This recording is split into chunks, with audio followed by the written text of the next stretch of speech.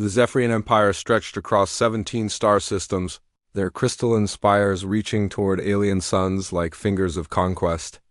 For 300 cycles, they had expanded without resistance, absorbing primitive worlds and enslaving their populations with methodical efficiency. The galaxy, it seemed, belonged to those strong enough to take it. Commander Thalex stood on the observation deck of the dreadnought Stellar Dominion, watching another world burn. The planet below, designated as Resource Node 847, had put up surprisingly fierce resistance for such a backward civilization. Their chemical rockets and crude nuclear weapons had been amusing at first, like watching insects try to fight a tsunami. Now, after 6 rotations of bombardment, only silence remained. "Status report," Thalex demanded, his forearms crossed behind his back in the traditional pose of Zephyrian authority. His scaled hide glowed a satisfied blue, indicating his pleasure at another successful conquest. "All major population centers have been neutralized," reported Subcommander Crix, her voice carrying the mechanical precision that marked all Zephyrian military communications. "Estimated survivors, less than 2%. Mining operations can commence within 10 cycles." Thalex nodded, already turning his attention to the star charts displayed on the massive holographic projector. Hundreds of systems glowed before him, each one representing potential wealth and expansion for the Empire. Most showed the familiar blue markers of Zephyrian control, but scattered throughout were the tantalizing red dots of unconquered worlds. One particular system caught his attention, a small cluster of 9 planets orbiting a yellow star. The third planet showed signs of advanced civilization, electromagnetic emissions, orbital debris, concentrated thermal signatures indicating massive cities.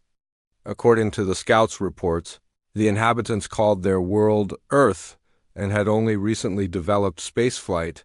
"What do we know about this Sol system?" Thalex asked, gesturing toward the hologram. KRX manipulated the controls, bringing Earth into sharp focus. "Preliminary scans indicate a single inhabited world with approximately 8 billion sentients. They appear to be in their early technological phase, chemical rockets, primitive nuclear energy, basic satellite networks. No evidence of faster-than-light travel or energy weapons. Defenses? Negligible. A few hundred chemical propulsion missiles, basic radar systems, and what appears to be a collection of orbital monitoring stations. Our advanced probe classified them as a Level 2 civilization, barely above stone tools by our standards." Thalex's hide shifted to a deeper blue. Level 2 civilizations were always the most satisfying to conquer. Advanced enough to provide interesting technology and skilled labor, but primitive enough to offer no real resistance. The Empire had conquered 47 Level 2 worlds over the past century, and each had fallen within days of the first orbital bombardment. "Interesting," he mused, studying the readouts. "Their planet shows unusually high biodiversity and abundant natural resources. Water covers 70% of the surface, and preliminary mineral scans indicate significant deposits of rare metals. The Strategic Command has already approved the system for immediate annexation," Crix added. "Admiral Vrex wants it claimed before the hegemony discovers it. Intelligence suggests they're also expanding in this galactic sector." The mention of the hegemony darkened Thylex's mood slightly. The rival empire had been matching Zephyrian expansion world for world, and recent encounters along the border had grown increasingly tense. Claiming Sol before their competitors arrived would be a significant strategic victory. "How long until we can redirect the Third Fleet?" Thylex asked. 18 cycles, assuming we complete resource extraction here on schedule." Thylex waved a dismissive hand. "Too long. The humans aren't going anywhere, and neither are their resources. Send a single battle group, 3 destroyers, and a heavy cruiser should be more than sufficient for a Level 2 world." "Sir, standard protocol requires a full assault fleet for planetary conquest operations." "Standard protocol assumes we might encounter resistance worth the designation," Thylex replied, his hide now pulsing with the orange of amusement. "These humans still fight with chemical explosives. A single destroyer could likely pacify their entire world." Crix hesitated for a moment before acknowledging the order. Shall the first prepare the usual surrender demands? Of course, though I doubt they'll be intelligent enough to understand them. Thylex turned back to the burning planet below. Still, the Empire prefers willing slaves to dead ones? Give them the standard 48-hour ultimatum after arrival? Unconditional surrender or orbital bombardment? As Crix departed to relay the orders, Thylex remained at the observation window, already planning the allocation of Earth's resources. The humans would make adequate workers once properly conditioned, and their planet would serve as an excellent forward base for further expansion. Into the galactic rim, what the Zephyrian commander didn't know was that humanity had been watching the galaxy far longer than anyone suspected. Hidden observatories scattered throughout the solar system had been tracking alien communications for decades, slowly deciphering the languages and intentions of their stellar neighbors. The arrival of Zephyrian scout probes had not gone unnoticed, deep beneath the mountains of Earth. In facilities that officially didn't exist, human scientists and military strategists had been preparing for this moment since the first alien signal was detected. They knew they couldn't match the raw technological superiority of the galactic empires. Humanity's weapons were primitive, their ships limited to chemical propulsion, their finest computers barely capable of the calculations needed for interplanetary flight, but humans had one advantage that no alien empire had encountered before. They had spent their entire evolutionary history fighting each other. Every tactic of war, every strategy of survival, every innovation in the art of killing had been tested in the crucible of human conflict. While other species had achieved peace before reaching the stars, humanity had perfected violence. The Zephyrians expected a level 2 civilization, armed with chemical rockets and nuclear weapons. They would find something far more dangerous, a species that had learned to wage war in the shadows, to strike without warning, and to turn any environment into a battlefield. As the Zephyrian battle group prepared to depart for Sol, encrypted communications were already racing ahead of them at faster-than-light speeds. The message was simple and had been prepared years in advance. Package inbound. Initiate Protocol Prometheus. The shadows were about to strike first. Captain Sarah Chun floated in the cramped command module of the stealth ship Nightfall, watching the Zephyrian battle group approach through the asteroid belt. 4 massive vessels, each one larger than anything humanity had ever built, their hulls gleaming with the confidence of a species that had never known defeat. They moved in perfect formation, shields down, weapons powered but not armed, the casual arrogance of hunters approaching defenseless prey. Distance to target? Chen whispered into her throat mic, though there was no need for stealth protocols yet. The Zephyrian sensors wouldn't detect them until it was far too late. 12 million kilometers and closing, replied Lieutenant Morrison from the sensor station. They're maintaining standard patrol formation just like the intelligence briefings predicted. Chen nodded, her eyes never leaving the tactical display. Humanity had been studying Zephyrian military doctrine for 3 years, ever since the first intercepted communications revealed their existence. Every conquered world provided more data, more patterns to analyze. The aliens were methodical, efficient, and utterly predictable. That predictability would be their downfall. The Nightfall was invisible to conventional sensors, its hull covered in adaptive metamaterials that bent light and electromagnetic radiation around it like water flowing around a stone. More importantly, it generated almost no heat signature and moved using ion thrusters so subtle that their emissions matched the background radiation of space itself. To the Zephyrians, it simply didn't exist. Neither did the 17 other stealth ships positioned throughout the solar system. Signal from Earth Command, Morrison reported. Admiral Harrison sends his regards and confirms Protocol Prometheus is active across all theaters. Chun allowed herself a tight smile. Admiral Harrison had been her instructor at the Naval War College, back when humanity's greatest enemy was itself. Now he commanded the most ambitious military operation in human history from a bunker buried 3 kilometers beneath the Canadian Rockies. The Zephyrian fleet was still 6 hours from Earth orbit, following the most direct route through the solar system. They had dismissed the asteroid belt as a navigation hazard rather than recognizing it for what it truly was, the perfect location for an ambush.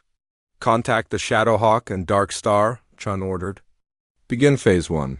50,000 kilometers away, hidden within a hollowed-out asteroid, Commander Jackson received the signal and began the most delicate military operation ever attempted. His team had spent 2 months installing the device, working in absolute silence while Zephyrian scout drones passed mere kilometers away. The device was deceptively simple, a modified fusion reactor, surrounded by enough antimatter to sterilize a continent. But its true purpose wasn't destruction. It was distraction. When Jackson triggered the detonation, the explosion lit up space like a miniature star. The blast was visible from Earth, a brief flicker that would have been dismissed as a natural collision of space debris. To the Zephyrians, however, it registered as something far more interesting, an uncontrolled fusion reaction consistent with a primitive human space vessel suffering catastrophic engine failure. Commander Vesh, leading the Zephyrian battle group, barely glanced at the sensor readings when his tactical officer reported the explosion. Human vessel? Appears to be a crude exploration craft, sir. Chemical rockets and a basic fusion drive. The reactor went critical approximately 47,000 kilometers from our current position. Any survivors? Negative. The blast vaporized everything within a 5-kilometer radius. Vesh dismissed the incident with a gesture of contempt. Primitive species were always killing themselves with their own technology. He had seen it dozens of times before. Civilizations that achieved nuclear power before they achieved wisdom, usually resulting in their own extinction. At least these humans had only managed to blow up a single ship rather than their entire planet. What Vesh didn't realize was that the explosion had served its purpose perfectly. While his sensors focused on the dramatic light show, they completely missed the subtle repositioning of 18 stealth vessels. Like sharks moving through dark water, the human ships glided into attack formation. Chun watched the Zephyrian fleet adjust course slightly to avoid the expanding debris field, exactly as the tactical computers had predicted. Aliens, she had learned, were remarkably similar to humans in many ways. They made the same assumptions, fell victim to the same psychological traps, and responded to threats in predictable patterns. The key to defeating them wasn't superior technology. Humanity didn't have that luxury. It was superior understanding of their enemy's mind. Range to primary target? Chun asked. 800 kilometers and closing. Estimated time to optimal firing position, 14 minutes. Chun closed her eyes and ran through the attack sequence one more time. The plan was simultaneously elegant and insane, requiring split-second timing and absolute faith in technology that had never been tested in actual combat. If it worked, humanity would announce their presence to the galaxy in a way that no one would ever forget. If it failed, Earth would be nothing but radioactive debris within hours. The weapon mounted beneath the Nightfall was humanity's masterpiece of reverse-engineered alien technology. 3 years ago, a Zephyrian scout probe had suffered a navigation error and crashed on Luna. The wreckage had provided enough exotic materials and technological insights to advance human science by decades, but more importantly, it had revealed the fundamental weakness in Zephyrian defensive systems. Their shields were designed to stop energy weapons and kinetic projectiles moving at appreciable fractions of light speed. They had never encountered an enemy that would accelerate a projectile to exactly 0.127 Sia, a velocity that created a resonance frequency in their shield matrices, causing them to collapse for exactly 2.3 seconds. It was during those 2.3 seconds that the real weapon would strike. Target locked, Morrison reported. Primary shield harmonics confirmed. Firing solution uploaded to the penetrator. Chun took a deep breath. All ships report ready? The responses came back quickly. 18 captains, 18 crews, all volunteers who understood they were about to change the course of history. Some of them wouldn't survive the next hour, but their sacrifice would ensure that humanity's first introduction to galactic civilization would be memorable. Countdown initiated, Chun announced. Firing in 30 seconds. The Zephyrian flagship Celestial Wrath continued its stately approach to Earth, its commander already composing the surrender demands he would broadcast to the primitive inhabitants below. Behind them, invisible in the darkness of space, 18 human ships prepared to deliver a lesson that would echo across the galaxy for generations. The shadows were about to teach the galaxy. What happened when you underestimated humanity? The first projectile struck the flagship Celestial Wrath at exactly 0.127 C. Its tungsten core no larger than a human fist, but carrying the kinetic energy of a nuclear weapon. For precisely 2.3 seconds, the Zephyrian shields flickered and died, their harmonic matrices overwhelmed by the carefully calculated resonance frequency. In those 2.3 seconds, 17 more projectiles found their marks. Commander Vesh was thrown from his command chair as the ship's artificial gravity fluctuated wildly. Emergency lighting bathed the bridge in hellish red as damage reports flooded the communication systems. What should have been impossible was happening. His flagship was under attack, and he had never seen the enemy coming. "Report!" Vesh roared, his forearms struggling to maintain balance as the deck plating buckled beneath his feet. "Multiple impacts across the hull," his tactical officer shouted over the screaming alarms. "Primary shield generators are offline. Hull breaches on decks 7 through 12. Where are they? Where is the attacking fleet?" The officer's scaled face showed the confusion that Vesh felt in his core. "Sir, don't detect any attacking vessels. Our sensors show nothing but empty space." Vesh stared at the tactical display in disbelief. According to their instruments, they were alone in this section of space. Yet his ship, a vessel that had participated in the conquest of 14 worlds, was hemorrhaging atmosphere and dying around him. Across the battle group, similar scenes of chaos unfolded. The destroyer Void Render had lost its primary propulsion system, leaving it drifting helplessly while its crew fought fires that burned in colors no Zephyrian had ever seen. The heavy cruiser Starcrusher was bleeding atmosphere from dozens of microfractures in its hull, each one precisely placed to cause maximum damage while avoiding critical life. Support systems, most disturbing of all, was the destroyer Eternal Victory. It hung motionless in space, all external lights dark, its communication systems silent. When the Celestial Wrath attempted to contact them, they received only the automated distress beacon indicating total crew incapacitation. Captain Jen watched the aftermath of the attack from her position 800 kilometers away, the nightfall still invisible to Zephyrian sensors. The strike had been even more effective than anticipated. Human intelligence had underestimated how dependent the aliens were on their shield technology. Without it, their ships were surprisingly fragile. Damage assessment. Morrison, Target 1 has lost primary propulsion and appears to be venting atmosphere. Target 2 is showing massive internal fires and power fluctuations. Target 3 appears to be completely disabled, no energy signatures except for emergency power. Target 4 has multiple hull breaches but seems to be maintaining life support. Chun nodded, studying the tactical display. The attack had been perfectly executed, but this was only the beginning. Phase 2 would determine whether humanity could follow up on their initial success. "Signal the fleet," she ordered. "Initiate adaptive camouflage and begin approach pattern Delta."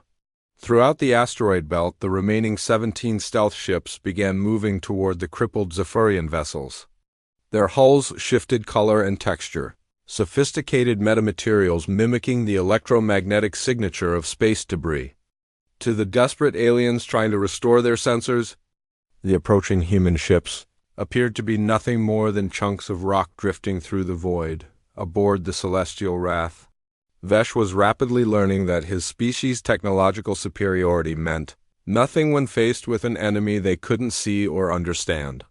His engineers reported that the projectiles that had struck his ship were made of simple tungsten, a primitive material that any spacefaring civilization could produce. Yet they had been accelerated to velocities that should have been impossible for a level 2 species. More puzzling were the precision strikes. Each projectile had hit exactly where it would cause maximum disruption while avoiding critical systems. like life support and reactor containment. It was as if the attackers had detailed blueprints of Zephyrian's ship design, knowing exactly where to strike to disable rather than destroy. "Sir," his communications officer reported, "I'm detecting an incoming transmission. Origin unknown. Put it through."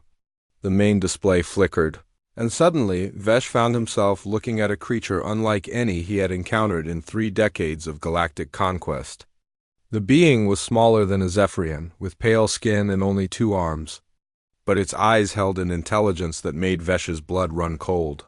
"Greetings, Commander Vesh of the Zephyrian Empire," the creature said in perfect, accent-free Zephyrian.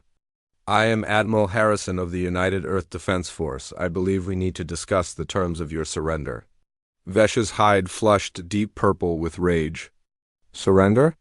You dare demand the surrender of the Zephyrian Empire? We are the masters of 17 star systems. We have conquered civilizations that span galaxies." "Had," Harrison corrected calmly. "Past tense. Your empire conquered civilizations that didn't fight back effectively." "We do." The human's casual confidence was infuriating, but Vesh couldn't ignore the fact that his battle group was currently helpless before an enemy he couldn't even detect. "What do you want?" "First, I want you to understand your situation. Your ships are surrounded by 18 attack vessels that your sensors cannot detect. Your weapons are functional but ineffective. You cannot target an enemy you cannot see. Your shields are down and will remain down as long as we maintain a targeting lock on your shield generators." Harrison paused, allowing that information to sink in before continuing. "Second, I want you to send a message to your empire. Tell them that Earth is under the protection of the United Terran Republic. Any attempt to attack our world or our people will be met with the total destruction of your forces." "Impossible," Vesh snarled. "You're a level 2 civilization? Your technology is centuries behind ours." Harrison's expression didn't change. "Commander, your classification system assumes that technological advancement follows a linear path. It assumes that any species capable of faster-than-light travel must have achieved social peace. You never considered the possibility of a species that developed military technology alongside peaceful applications." The human leaned forward slightly, and Vesh felt a chill run through his body. "You see, Commander, while your people were learning to build cities and create art, humans were learning to kill efficiently. While your ancestors were exploring the stars, ours were perfecting the art of war. Every weapon, every tactic, every strategy we've used against you was developed and tested in conflicts against our own species. But that's—" Vesh struggled to process the implications. "That's insane. You fought wars against yourselves?" "For thousands of years," Harrison confirmed. "We nearly destroyed ourselves multiple times before we learned to direct that aggression outward. But we never forgot the lessons we learned. We know how to fight, Commander. More importantly, we know how to win." The transmission ended abruptly, leaving Vesh staring at a blank screen. Around him, his crew worked frantically to restore their systems, but he knew it was futile. These humans had demonstrated capabilities that defied everything the Empire thought they knew about primitive civilizations. For the first time in his military career, Commander Vesh began to understand that the Zephyrian Empire might have finally encountered an enemy they couldn't defeat. In the silence of space, 18 human ships continued their invisible approach, preparing for the next phase of humanity's introduction to galactic politics. 3 hours after the initial attack, the Zephyrian destroyer Eternal Victory finally responded to hails from the flagship. The voice that emerged from the communications array, however, was distinctly human. "This is Captain Torres of the United Earth Defense Force, speaking from aboard the Zephyrian vessel Eternal Victory. Commander Vesh, I believe you've been wondering what happened to this ship's crew?" Vesh's blood turned to ice. The humans had somehow boarded one of his ships without triggering a single alarm or security protocol. "What have you done to my people?" "They're alive and unharmed," Torres replied. "Currently secured in their own brig, actually. We found their detention facilities quite well designed, almost as if the Zephyrians had extensive experience with taking prisoners." The Subtle accusation wasn't lost on Vesh, the Empire's treatment of conquered populations wasn't exactly a secret, but hearing it referenced so casually by their captors was deeply unsettling. How did you board without detection? Vesh demanded. Trade secret, Torres said with audible amusement. But I can tell you this much. When you've spent centuries fighting wars in space, you learn that there's no such thing as a perfectly sealed hull. Every ship has vulnerabilities if you know where to look. What Torres didn't mention was that the boarding had been accomplished using technology that the Zephyrians couldn't possibly understand. Human engineers had studied the wreckage of the scout probe for 3 years, learning not just how to copy alien technology but how to improve it. The boarding pods that had infiltrated the Eternal Victory were smaller than shuttlecraft, nearly invisible to sensors, and capable of cutting through ship hulls using focused gravitational fields. The boarding itself had been even more impressive. 12 humans in powered armor had stormed through the ship in less than 4 minutes, using flashbang grenades and neural disruptors to incapacitate the crew without permanent harm. The Zephyrians had never faced enemies who moved with such coordinated precision, or who could adapt their tactics in real time to changing conditions. I want to speak with my crew, Vesh stated. Of course. But first, there's something you need to see. The main display activated, showing the interior of the Eternal Victory's bridge. Human soldiers stood at control stations, their faces hidden behind advanced tactical visors. But what drew Vesh's attention was the figure standing in the captain's chair, a human female in powered armor, calmly operating Zephyrian systems as if she had been trained on them her entire life. Meet Dr. Chun, Torres announced. She's our xenotechnology specialist. In the past 3 hours, she's downloaded your ship's entire database, analyzed your communication protocols, and reverse-engineered your faster-than-light drive. Impressive work for a primitive species, don't you think? Vesh watched in horror as Dr. Chun manipulated the ship's systems with casual expertise. The implications were staggering. If humans could so easily master Zephyrian technology, then their claims about being a level 2 civilization were obviously false. You're not primitives at all, Vesh breathed. This was all deception. Not entirely, Torres corrected. We really are new to space travel. We really do use chemical rockets and nuclear weapons. The difference is that we've been preparing for this moment for decades. Every piece of technology you've seen today was developed specifically to counter Zephyrian military doctrine. The human paused, and Vesh could hear the smile in his voice.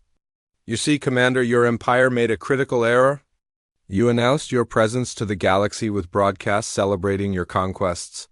For 3 years, we've been listening to your communications, studying your tactics, learning your weaknesses. By the time your scout probes reached our system, we already knew everything we needed to know about you. Dr. Chun looked up from her work at the Zephyrian control station. Commander Vesh, I'm accessing your ship's tactical database now. I have to say, your military records are quite thorough. 47 conquered worlds, each one defeated within days of first contact. Very efficient. What are you planning? Vesh asked, though he dreaded the answer. Education, Torres replied. We're going to teach your empire something it's never learned before, the difference between conquering the defenseless and fighting an enemy that fights back. On the display, Dr. Chun activated the Eternal Victory's communication array.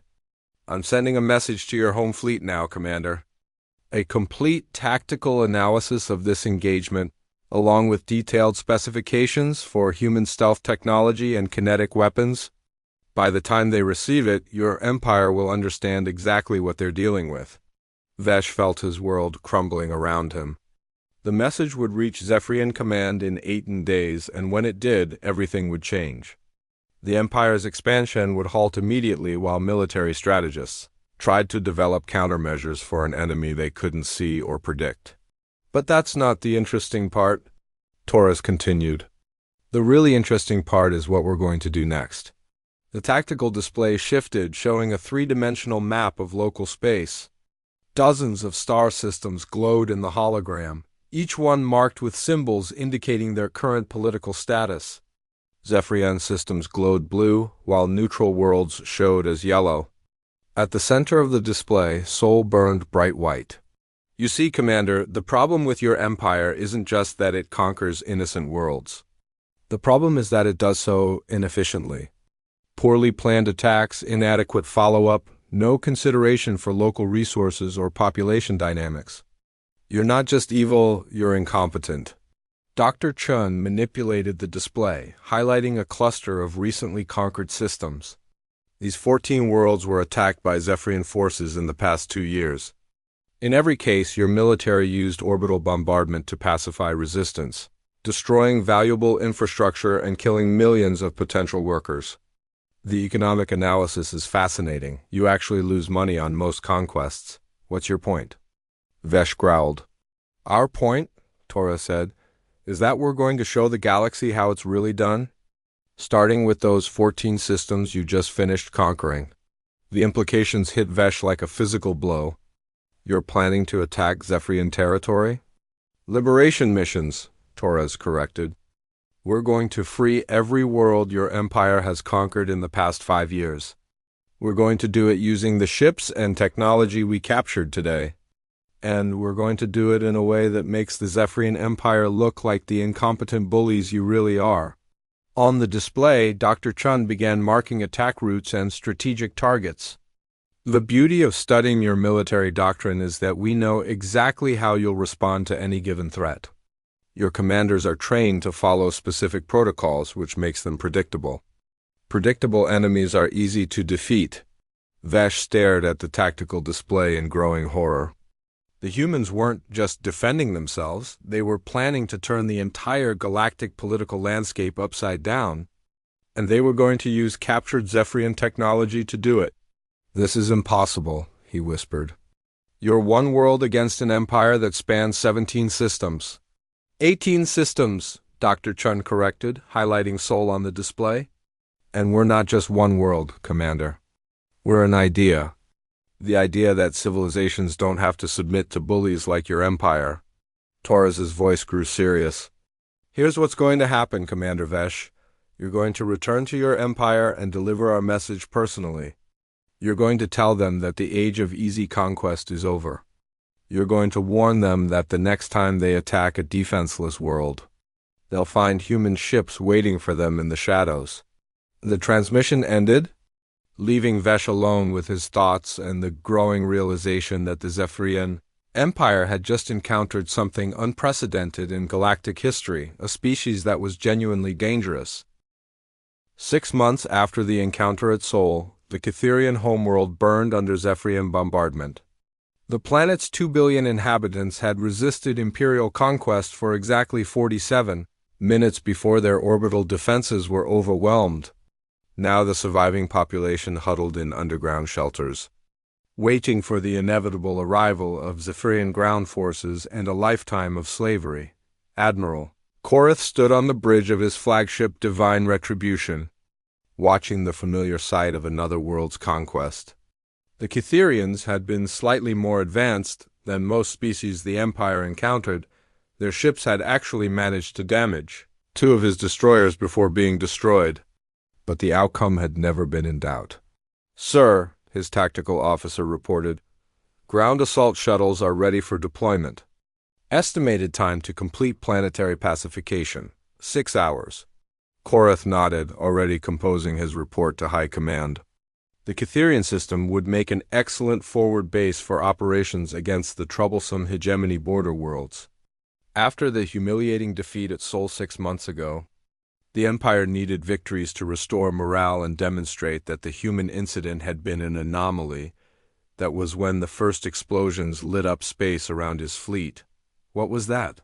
Korith demanded as alarms began screaming across the bridge. Unknown, sir. Multiple detonations throughout the fleet formation. I'm reading it. That's impossible. Report. Sir, the destroyer Blade of Honor just lost its primary reactor. The cruiser Stellar Dominance is venting atmosphere from dozens of hull breaches. I'm detecting massive system failures across the fleet, but I can't identify the source of attack.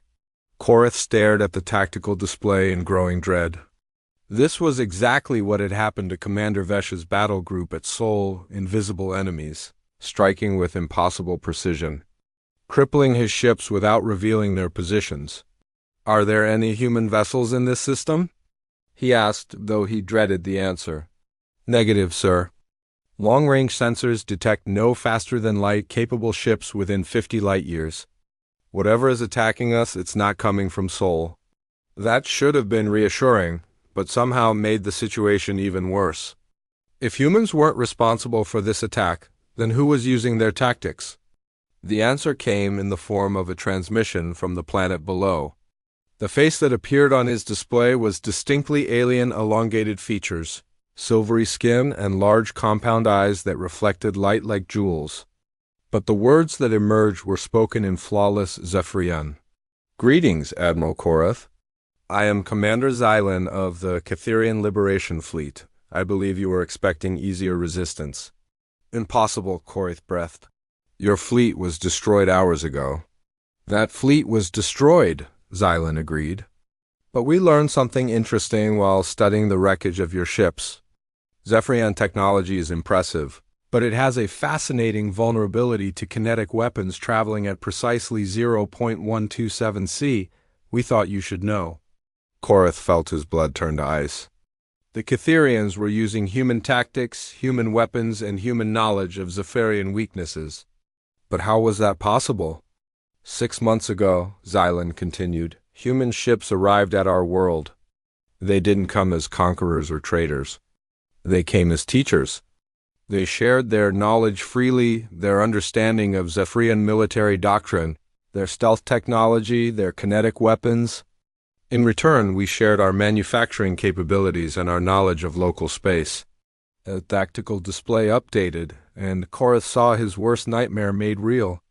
Dozens of small craft were approaching his fleet, their hulls adapted with human stealth technology, their weapons powered by a fusion of human and Catherian engineering.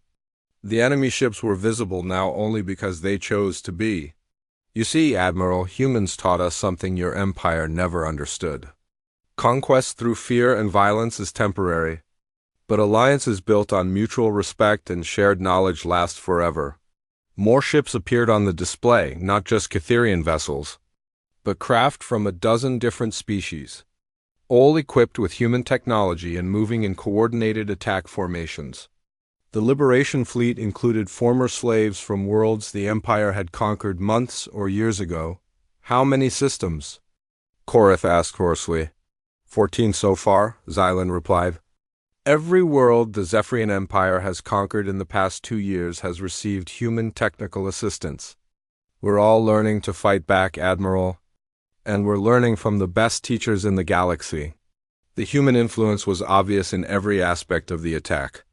The enemy ships moved in fluid formations that adapted to changing conditions, their tactics shifting seamlessly between direct assault and guerrilla warfare.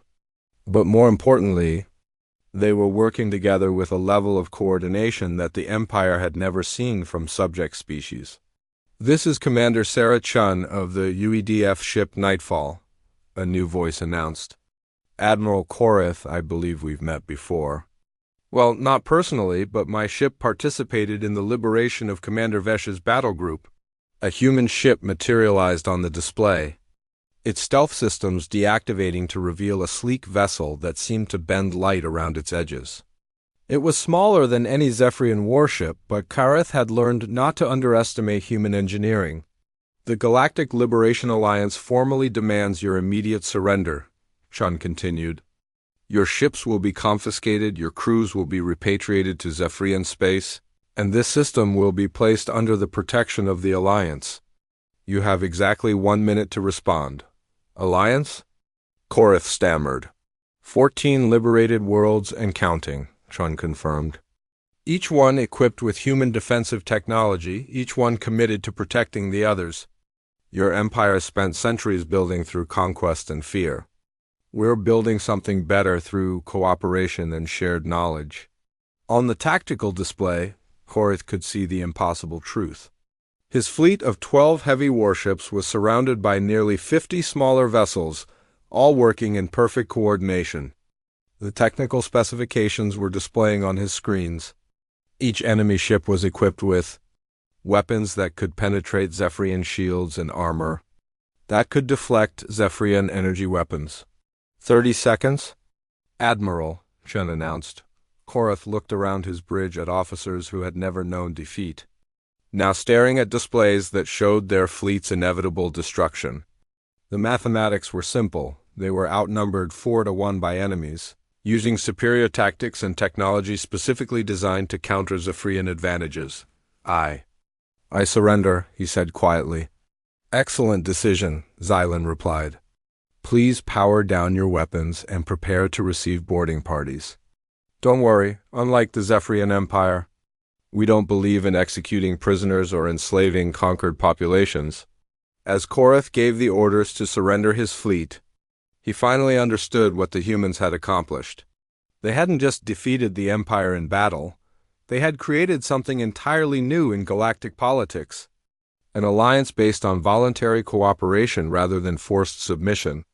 Sharing technology and knowledge instead of hoarding it for conquest, the galactic liberation.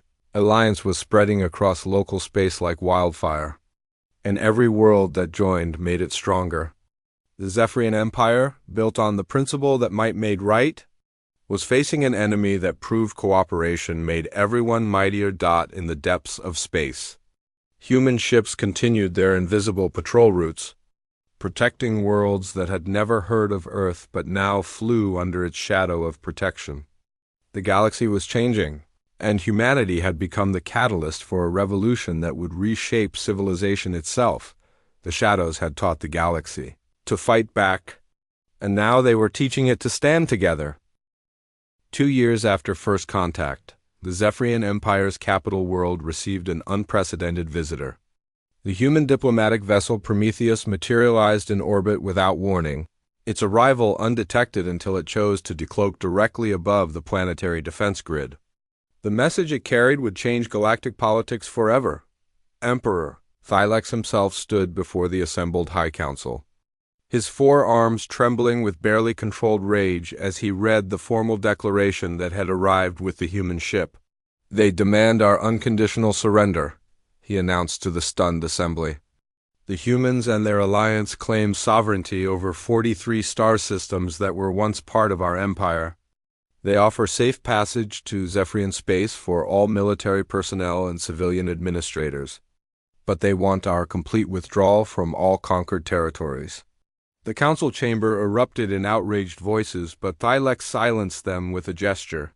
His hide had shifted to the deep purple of barely controlled fury, but underneath the anger was something else. Fear.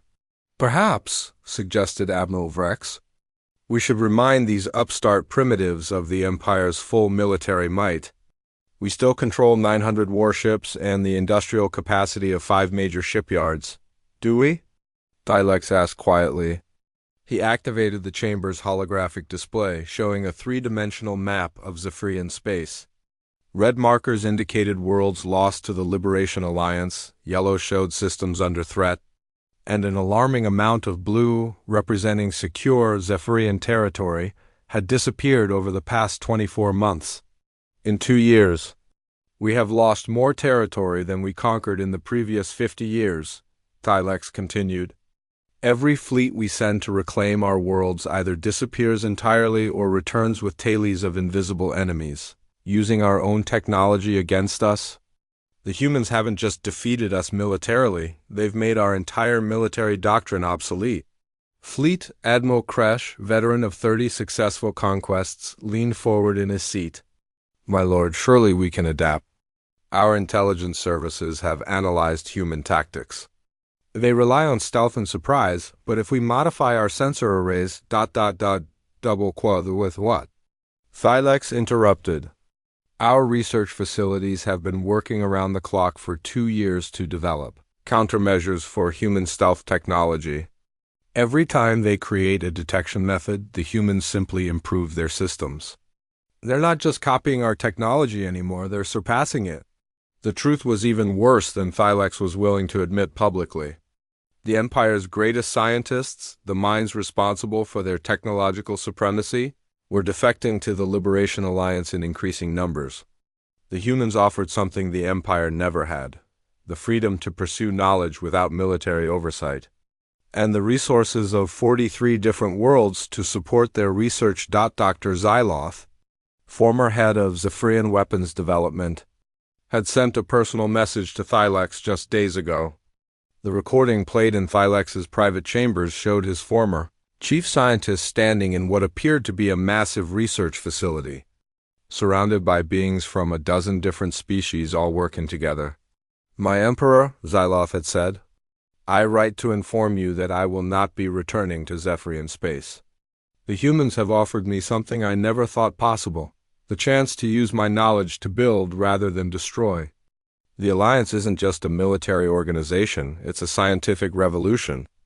They're sharing technology freely between species, combining different approaches to physics and engineering in ways that are producing miraculous results."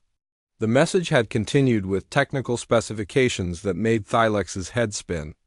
The Alliance wasn't just using human stealth technology anymore. They were combining it with Cytherian gravitational manipulation, Arcturian energy field theory, and a dozen other scientific disciplines to create weapons and defenses that rendered Zephyrian military technology hopelessly obsolete.